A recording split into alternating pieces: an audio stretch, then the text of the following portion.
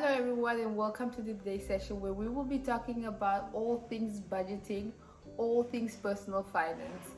So, we will be touching on what is budgeting, how can you budget, what techniques are out there that you can use to budget better. Hello and welcome to Chats with Tati. Views and opinions expressed on this channel are not and should not be considered as financial advice. Your girl is not a certified financial advisor and not registered with the FSCA. I am simply here to share my journey with you. There are different techniques out there. I will advise you on 4 that I know that has worked for many people, and that also work. I personally use one currently, and that works brilliantly. The other things are, I'm just gonna run you through what budgeting is, how you manage your expenses, your income, also looking at your financial goals. Maybe that is hindering your progress. So please stay tuned till the end. I have a little surprise for you guys. Let's get right into it, guys. So what is budgeting?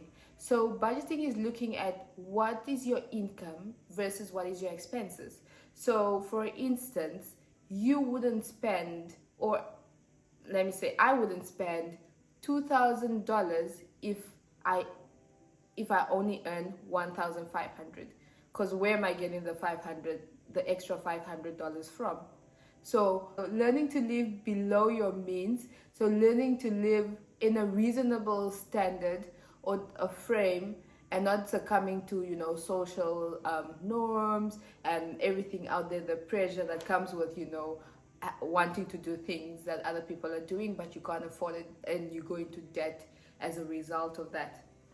So what I have done, I have personally identified the budgeting technique that works for me. There are 4 different techniques, like I mentioned before. There's a 50-30-20 technique.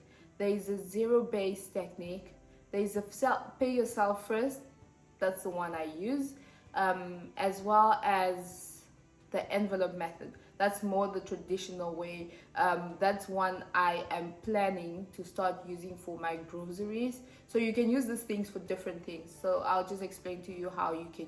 Setting financial goals is also very important, because you need to set financial goals in order to budget and in order to save. So if you set a financial goal to say that you would like to travel or you would like to save up for a special event, it is very important to say, I want to save up $10,000. And how are you going to do it? Probably you have like a year, 2 years to save up for it, and just saving consistently over time is better than saving in lump sums. I personally love saving, like even if it's just $50 per month, and getting there in 2-3 years, then saving like $1,000, because life, where am I gonna get the money, to be honest? Like, life is so expensive. So clarifying what is your short-term goals and what is your long-term goals. So also knowing that your long-term goals is not something you need to actively save now, so you can save smaller amounts for the long run, but however your short-term goals, so say for instance in 6 months you need to travel, or in 6 months you want to buy a new iPhone, and you know that if you resell your old iPhone, you just need to top it up and you start saving for that. That is a little bit short term, so you would know, like, you would have to you would need to put aside a certain amount, which is a little bit higher than your long-term goal. But yeah, it differs. Like, different people have different circumstances, financial circumstances. So some people can save much larger sums in the long run and in the short run. But that's why you have to tailor your budgeting, or you have to tailor the technique that you're going to employ to your personality and to your circumstances. 4th thing is looking at emergency funds. We all know that life throws unexpected things at us. You don't want to be caught in a situation where something drastic happened and you can't afford to pay for it. Say for instance, your car, a tire burst and you have to pay for it. You don't have insurance probably. Just saving for those things so you don't have to. Saving on an emergency fund avoids you digging into your savings and also avoids you getting into debt. So on this channel, we are trying to move out of debt. We're trying to be financially freed. By being financially freed, we don't want to go in unnecessary debt. I'm not referring to mortgage debt. That is understandable. I'm not talking about card debt. That is understandable. I'm talking about debt like clothes, what okay, at least what I deem unnecessary clothes, yeah, accounts.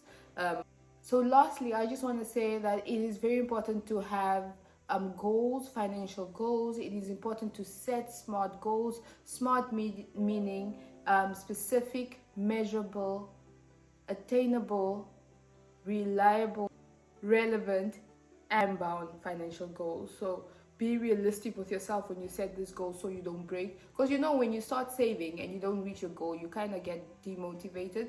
So don't set a goal that's a little bit far-fetched. I would say set a goal to save $100, probably no, not 100. Like, let's say set a goal to save $1,000 in a year, and if you can beat it in 10 months, bravo, and then you move on to the next one, and then you want, so you can get into the habit of saving, because it is a new step that you're taking, or it is a step that you're retaking, and so you're rekindling the saving skills and urge. So that I said I'll give you the end is that I use the pay yourself method first. So what I do is when my salary comes in, I put aside a certain percentage of my salary into savings, which is investments and so forth, and then the remaining money I divide into expenses, which is paying my bills, and whatever is left I then go out with friends, have coffee, or just spoil myself. So that is the method I use. However, I'll be explaining more on the different methods in the next video. So please do stay tuned. Do watch out for the upcoming videos. And if you did find this valuable, if you did learn something out of this, please do give us a thumbs up, and please be sure to share it with your family, your friends, colleagues, and I'll see you in the next one. Ciao!